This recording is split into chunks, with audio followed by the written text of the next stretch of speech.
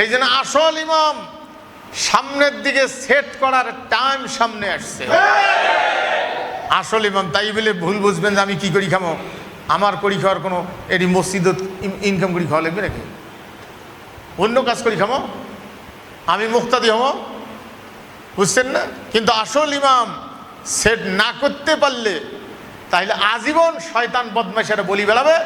মসজিদে কোনো রাজনীতির আলোচনা চলবে না, রাজনীতির আলোচনা মসজিদে চলবে না।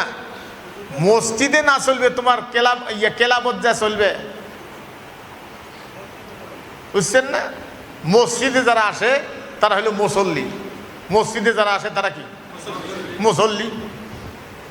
কুত্তের আরবি জানেন? হ্যাঁ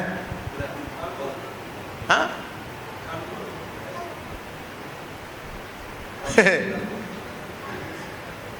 কুত্তের এক বচনের আরবি বহু বচন হলে কেলাবুন,